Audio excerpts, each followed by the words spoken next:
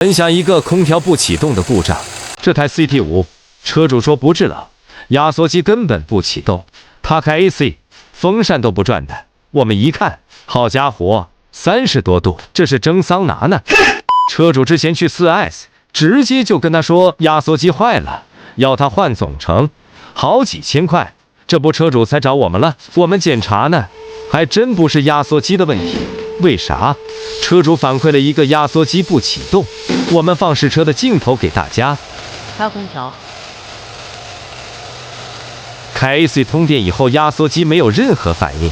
正常一通电，它吸盘就吸合，然后发动机带着压缩机转，所以它不启动呢。我们应该检查的是它的供电，通电是否正常，或者电磁离合器有没有出问题，是不是烧了。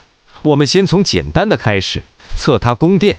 如果开空调没电到，那就是线路供电问题了。好，供电正常，检查离合器。它这种电磁离合器呢，是通电以后线圈产生磁场，把吸盘吸住，吸盘呢连着主轴，这样就可以带动压缩机工作。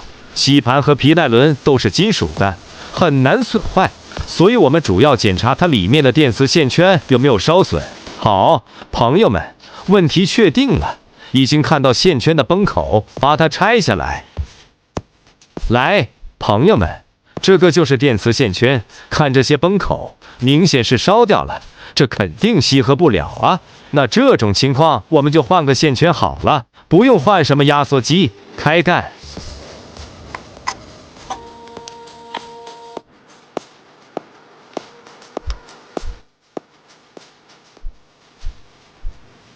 线圈已经换好了，朋友们，现在开 AC， 压缩机正常启动了。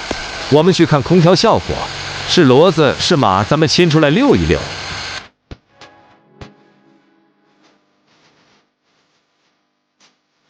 好，跳机了。那么这台车不启动和不制冷的问题就都解决了，交车。